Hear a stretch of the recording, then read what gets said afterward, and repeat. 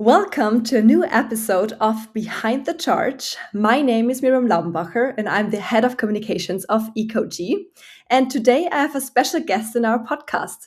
He served as the CEO of Kempower until recently, shaping the company from a small startup into a global heavyweight in DC fast charging technology. He led the company through its most explosive growth phase. He's currently embarking on a new chapter as a CEO in a different sector, but he remains deeply rooted in the charging world as an advisory board member here at EcoG. He brings a rare perspective to the table. He not only understands how good chargers are built, he knows how to scale a company to a multi-million-dollar one. Today, we talk about why he decided to share his expertise with EcoG and his personal take on where the charging industry is headed next. A warm welcome to the podcast, Tomi Ristimäki. Thank you, Miriam.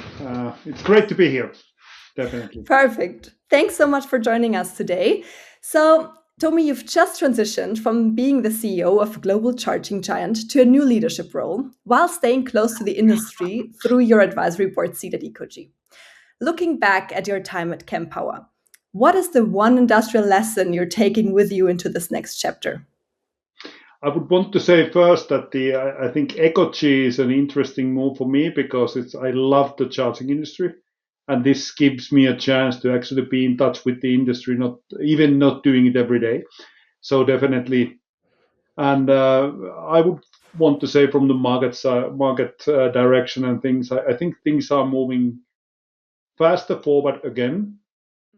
Let's see, we see the oil prices changing and people are getting more interested, and I got my old EV sold in a day. So it tells that people are really, really wanting to go that direction. And I think when the car industry is moving, finally, I would see the cars are actually being sold, more EVs on the road all over the world.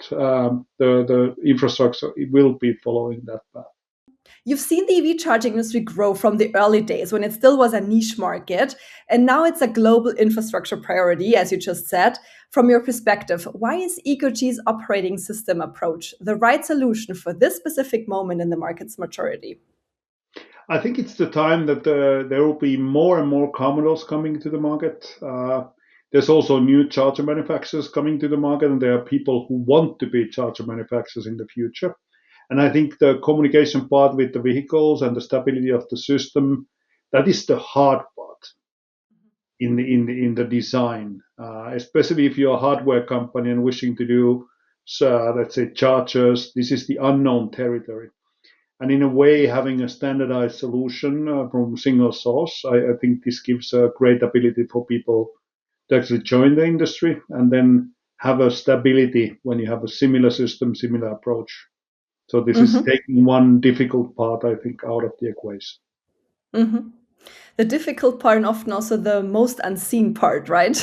Yes. It's stays behind the scenes, but you feel it really painfully when you connect your car and things are not working.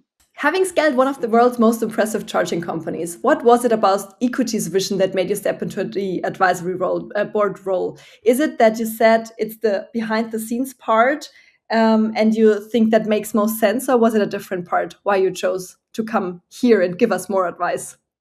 I think one thing was the interesting part that there is a certain synergy with the strategy, the core idea.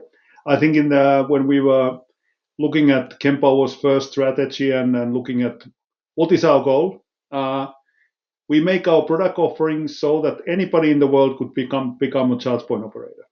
That we have everything they need. And EcoG has brought it even further. I think it's anybody in the world who wants to become a charger manufacturer can do that. Yeah. And that actually spoke to me in a way that's a similar idea, that's a grand idea. And I think the innovativeness of the team, which I also witnessed in your Munich office, is inspiring. At EcoG, we often talk about the reliability, and you already spoke about it. So it's the hard part, it's the part behind the scenes. But if it's not reliable, you'll see it as a user. Mm-hmm. Based on your experience, what are the most common pitfalls manufacturers face when trying to scale fast charging? And here maybe the strength is on the scaling part. And how can a standardized operating system help solve them? I think I've seen also things that some manufacturers have been doing, like having different product ranges with different software. Hmm. Even if you do it yourself and then you do everything differently, becomes really a burden for the R&D efforts. Having a standardized system will make the path a lot smoother. And basically, like I said, making a difficult part easy. But Hmm. also the fact that there is so many car models coming to the market, there already is a quite big number. And not all cars, even they are based on the same standard, the actual reality is that they are not exactly alike. And keeping up with this development is not easy. So it's a Yeah. big effort, and especially if you're a smaller company, this will be a huge effort that might be even something that you cannot overpass. So how can you have all the cars and do cooperation with all the manufacturers? And it was also great to witness that this long cooperation with car manufacturers, especially German car manufacturer EcoG, has done, and now even further than the German ones. So this is again taking not only making the software but also making the compatibility testing, being able to work with the OEMs. So this is something that small manufacturers probably it will be very difficult to do. As you said, that there are more models coming into the field, but still there's a lot of charging companies doing it all themselves. So, what do you think is happening in the next years? Will they switch?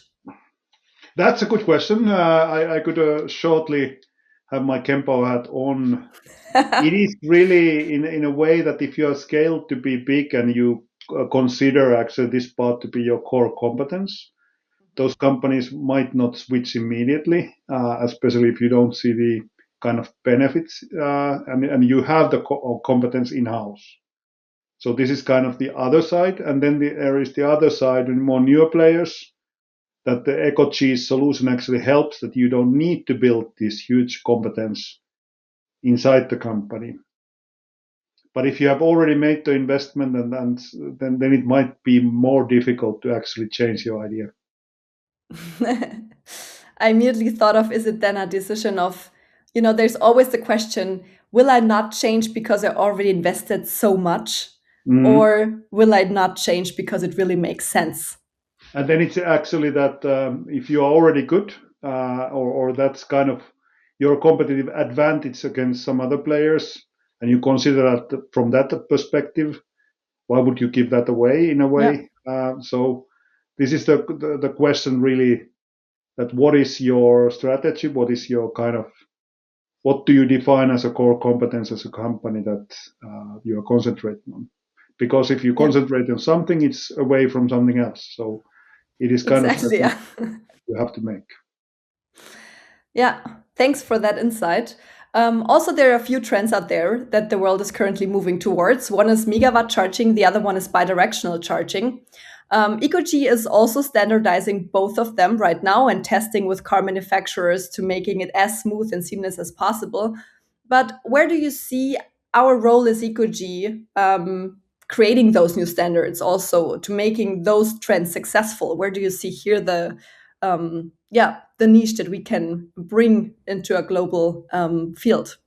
I think it is really building into EcoG's strengths in here to actually being able to keep up with the development. So more kind of variation of solution there will be, more stronger the EcoG solution will be because it's a Hmm.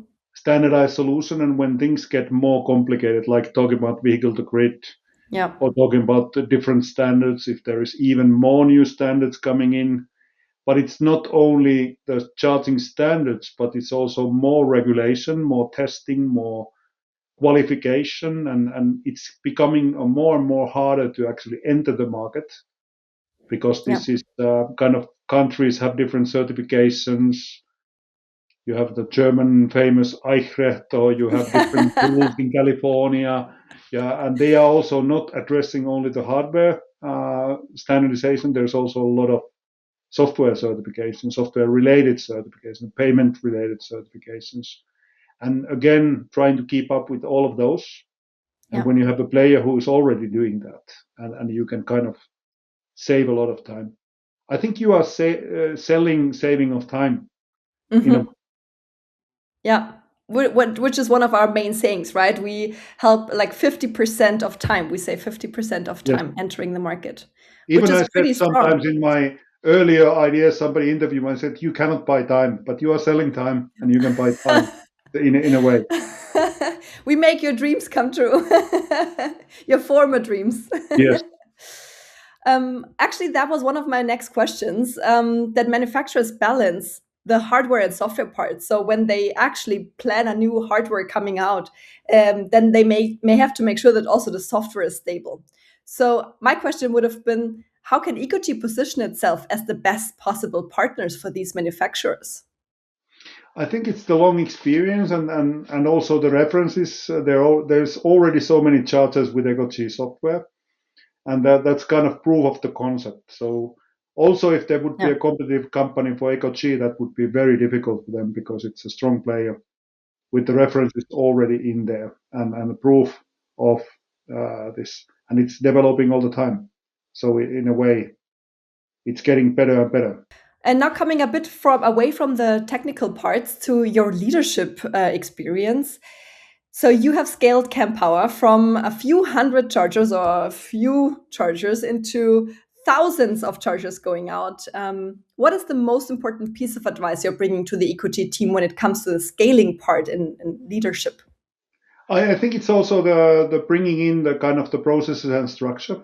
Yeah. And in my opinion, it would be not just doing the right amount, because if you do too much, you actually make the company slow and then you slow down everything. So having processes who make it efficiently, but it's the Mhm. kind of when you have more people all the time work. I consider the growth also the work of people.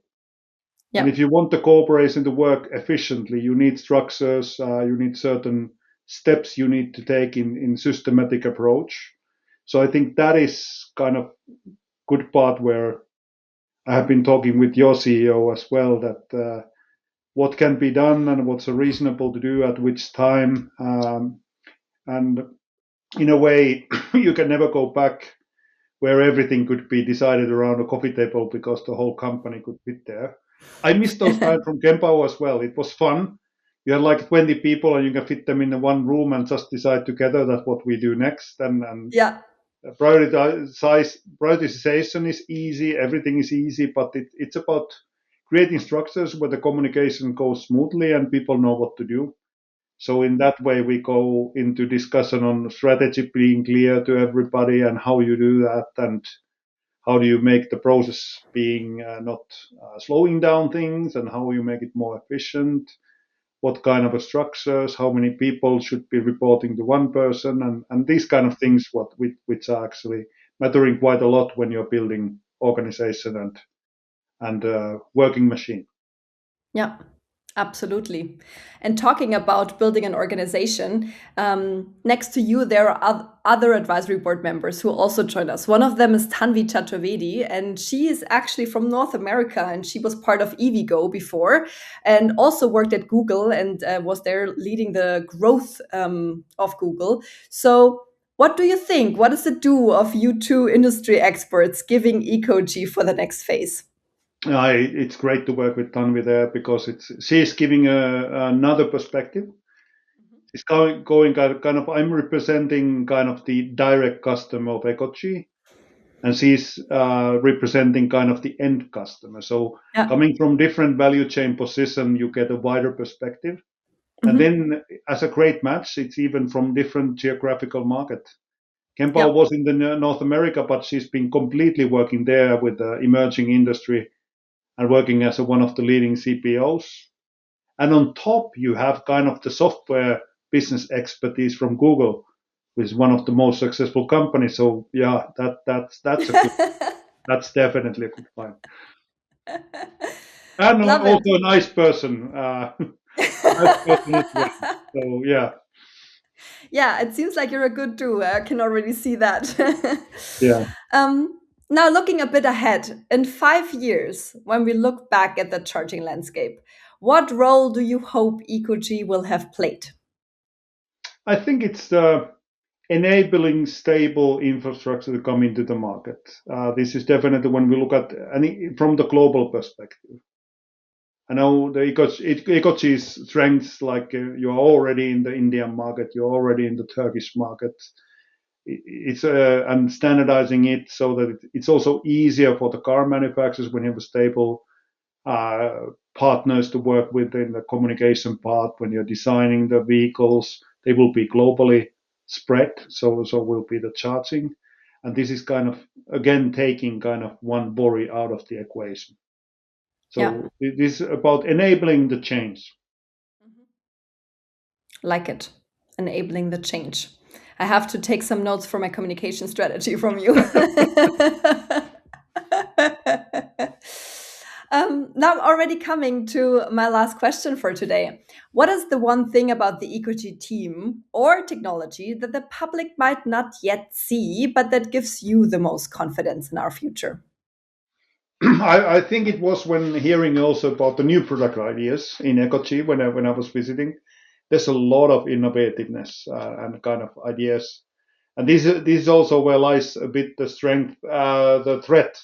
I mean that how to balance on scaling some good products you already have out there, and spread the resources. Also, the great new ideas which are coming up from the innovative team are done properly, and that there is a continuous. I find it very interesting and important in a technology company that you have both like a current product range that makes you profits that you can actually spend then making new things, and how to keep that balance in order that you have continuity in the company. And I found that there is all the potential in the world when you talk to the engineers of your company and seeing the innovativeness, but also having focus with the current business versus the new ideas, and doing that efficiently. Again, coming to the structure and processes, but actually this is the strength and the threat as one, because if you only do a lot of innovation, then nothing gets ready. So this is kind of The core needs to be strong, and then you can core needs to be happen. strong, but you need to have these ventures that you are investigating new opportunities. This is what it makes to be also advisor in a technology company interesting. Yeah. Great. I mean, thanks so much for all of your words. And also, I'm really glad that you're part of our advisory board now, because it seems like that we definitely need to soak up a lot of your expertise in the upcoming months and years, hopefully. Anything left that you would like to say about the role that's coming up for your personal view, from your personal view? Yeah, and I already started with that it's kind of my tie to the very interesting charting world, and that's a very, I appreciate the possibility to actually stay in touch with the industry that I love. So definitely, I love my new industry as well where I'm working, but it's a very interesting to do something completely different. But then you have this great opportunity to actually still be in the world you love, even you're doing completely new things. So as a combination, this is a great thing. Amazing. Thank you so much for your time, Tomi. And we'll hopefully have you again back in the podcast whenever there's new things that we have to talk about with you. Yeah, definitely.